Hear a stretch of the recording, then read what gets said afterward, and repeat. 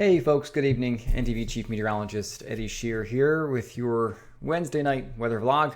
We're going to talk about a few things tonight. We'll talk about the smoke that's in the sky over portions of Newfoundland and Labrador today. We'll likely be here in some capacity tomorrow. We'll talk about the rain that's due in for tomorrow right through Friday and Saturday for some areas of Newfoundland. And it's going to be rather heavy for some. And also Hurricane Teddy, which is proving to be a nuisance already, even though the storm is just getting started. And it's more or less because the forecasts are vastly different and rather unsettling in their differences this evening. So there's not a whole lot I can tell you other than we're going to have to hurry up and wait. But I'll talk about why coming up shortly here as we go through the vlog. As we take a look at this photo, this was put up on Twitter by Mark Gray, and his user handle on Twitter is GrayMarker99. And he said, "Wow, I took these two pics in pretty much the same location this afternoon on my run. The blue sky is facing east, the orangish sky is facing west. I guess we are getting some hazy weather from those fires out west. This certainly shows it. Unreal." These were taken in Bonavista. Vista. And that's what I noticed today as well. You look one way, the sky was nice and blue. The other way, the sky had that reddish hue to it. And as we take a look at the smoke map, where the smoke actually is, there is a fair bit. In fact, high concentrations well above our heads in portions of the atmosphere above Newfoundland and Atlantic Canada. Now, I don't think it's making it far enough down to the ground that we can smell it, but I'm not going to rule it out entirely, especially because we are under a ridge of high pressure and some of that particulate matter maybe kind of make it down to the surface, but I'm not sold on that. Wider picture of where the smoke is, again, emanating from the western part of the United States where we have multiple huge wildfires on the go, a lot of them in California.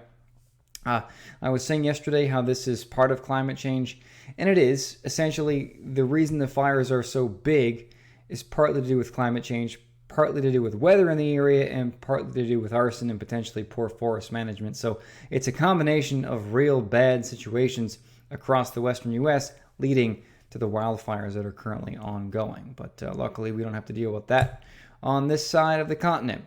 For tonight, areas of rain pushing through Labrador. Other than that, pretty quiet. Maybe some flurries in Lab West late tonight into tomorrow morning. For tomorrow, vastly different highs in Labrador in the west. We're looking like 3 degrees in Lab City, 13 degrees in Cartwright across the island tomorrow. Temperatures near 20, but we are going to see some pretty gusty southwesterlies, hitting 60 to 70 kilometers per hour in spots. Rain pushes on to western areas in the afternoon, and that rain spreads east as we go into tomorrow night, and we'll set up shop across eastern Newfoundland as we go into Thursday night, Friday, and Saturday. And as of now, it looks like somewhere from the northeast coast back to the Canagra Peninsula and to the Avalon, we'll see significant rainfall Thursday night through Saturday on the order of 80 plus millimeters in some areas. And right now, if I were to guess, it looks like that heavy rain band is going to sit somewhere like this, and just to the west of the Avalon and east of much of the south coast. That being said, it's a narrow area, and a little shift either way will make a big difference in how much rain one area sees versus another. Not so much different than snows typically, snowstorms. Pardon me. As we take a look at Futurecast, here we go for tonight. Area of rain pushing through Labrador. May see a few showers along the west coast through the overnight or early overnight. As we go into tomorrow morning, rain still happening across southeastern Labrador, maybe a few flurries in the west, and just southerly winds and partly cloudy skies on the island. The rain ends early tomorrow morning along the coast of Labrador, clearing in behind it. Cool day in the west, maybe a few flurries.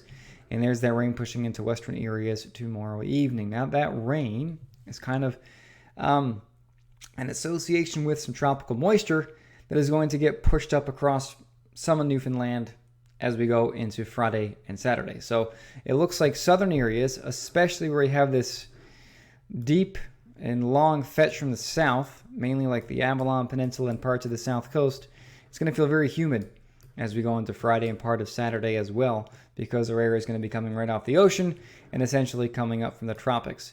But what we're going to want to watch is this area of rain. Let's see if I can highlight it for you. back in here, because this is a moisture that's going to be transported northward, and some of that is going to wind up across southeastern and eastern Newfoundland. So we'll set this into motion. You can see it happen here as we go into Friday night, and Saturday. And it looks like the heaviest rain, again, is going to be through central and northeastern Newfoundland, just west of the Avalon Peninsula. We'll get into the amounts in just a second. But essentially what happens behind this little trough is we have this low that's developing and pulling away, and behind it, northerly winds take over. So it may start as a pretty mild Saturday, especially for eastern areas, will rapidly cool off in the afternoon, and that will set us up for a fall-like Sunday with northerlies and highs about 10-12 degrees behind this departing area of low pressure. How much rainfall are we talking about? Like I said, it could be quite a bit in some areas. The computer here, for some reason, wants to show Harbor Breton as 0. It's been doing this to me all day. It's likely going to be somewhere in the 50 to 100 millimeter range, like 2 to 4 inches of rain. And that's what we're looking at across a swath of eastern Newfoundland, west of the Avalon, it looks like. So areas from Trinity Bay to Placentia Bay to around Gander, just east of Grand Falls, Windsor, Bishops Falls area, just east of Fogo Island, Pools Island area, and then down just west of Conagra. This is the area that likely is going to see that heavy rainfall. And then the graphic there is this night into Friday. I should say Thursday night into Saturday. I forgot to update that before the news. So anyway, that's what it looks like for rainfall. But again, keep in mind, the trough that's going to bring this rain could shift a little bit that way or a little bit that way, which would move this heavy rain band a little bit east or a little bit to the west. So we'll keep an eye on it for you over the next couple of days. Tropical tracker. I don't even have all the systems plotted on here. There's several on the go. We can pull up the actual NHC map here, and I can talk about how many there actually are. We'll get to that one in just a second. But we have Sally, tropical storm, Teddy, hurricane, Vicky, tropical storm, Paulette, post-tropical cyclone, not going to affect Newfoundland. Disturbance, 20% chance of tropical cyclone formation in 48 hours. That's an odd spot for it. An invest down here, 50% chance of cyclone development in 48 hours. Another one in the Gulf of Mexico. So couple of areas of concern, even though we have several tropical cyclones already on the go. And it looks like once we get through Vicky, we'll be, I think, in Wilbur, and after that we go to the Greek alphabet for hurricanes. So it would be Tropical Depression Alpha, I guess, would be the first one to go as far as the Greek alphabets go. And it looks like we are going to get there this year. So our concern is Hurricane Teddy. Looking pretty good there in the satellite picture this evening. Winds 160, gusting 195, and the pressure 973 millibars, moving northwest 21 kilometers per hour. And Teddy is, again, already kind of being a nuisance, and the name is not overly threatening. You think of like Hurricane Teddy, and you're like, come on, like that can't be that bad. The potential is for Teddy to be very bad, depending on how it interacts with some upper-level features swinging off the coast of eastern North America. So here's the forecast from the National Hurricane Center. It looks like by Monday afternoon, still Category 2, winds 160 over Bermuda. Bermuda maybe back-to-back hurricanes in a week's time. It's not overly common.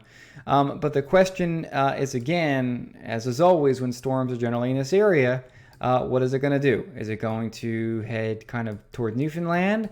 Is it going to do the famous recurve track, which seems to be the most common?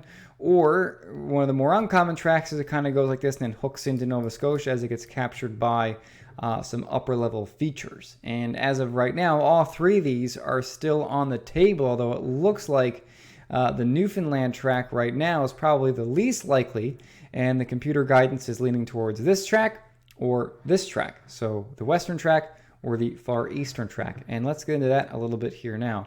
So what I'll talk about with you right now are what's called forecast ensembles. So what you're looking at here is the EPS or European Ensemble Forecast. So you take a model, you run it a whole bunch of times, and you plot what that looks like on a map. So each model, so the model has a base, and then you just tweak the base a little bit and you run that again. And that's called an ensemble. I believe the Europeans do this, I think, with 48 or 49 ensemble members. So it's the European model, but each one of these lines is essentially a model within the model, if you will. And so this is like a heat map. So where you see the dark reds and oranges and yellows, hello Milo, cat's here, that shows you where there's agreement. And there's actually remarkable agreement from the European model that the storm takes this northwesterly track, turns more north, and then goes back northwest into Nova Scotia and possibly New Brunswick or northern Maine. That's what you're looking at right here. Newfoundland is up here. Now, there are a few members of the ensemble, rather, that do take it that way, but very few.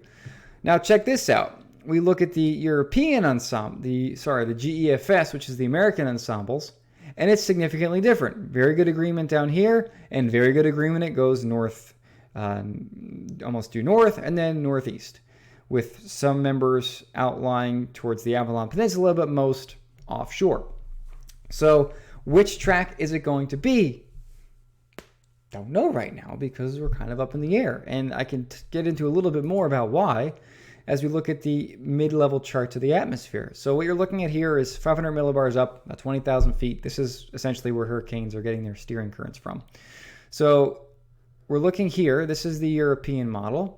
And this is going to show us, how the storm will actually get steered. So right now, as we are looking at the storm coming up in the next, roughly 60 hours or so, the main driver of, this is annoying. The main driver, watch the cursor there, is essentially this area of high pressure out here. So the storm is kind of skirting around this high, and it's going to track like that. That's why it kind of heads north to north-northwest. But what we're going to watch is this bit of energy coming down from Quebec and Ontario. That is going to be a big steering mechanism for Teddy. So what the European does is it sharpens this trough, digs it out, and then Teddy gets captured by that trough and then essentially sucked up into Nova Scotia, New Brunswick, and northern Maine.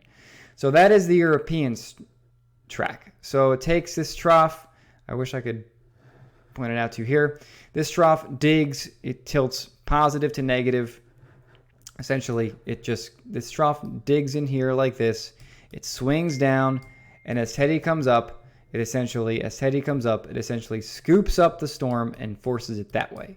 So that is the European model's track. As we take a look at the GFS, it has that same trough, but it does not get as strong. So essentially that trough in the GFS, which is right in here, misses Teddy, and therefore Teddy takes that north track much slower and eventually gets kind of the same thing happens, but just later in the forecast period and well out in the Atlantic. So again, the question is which track is going to be correct.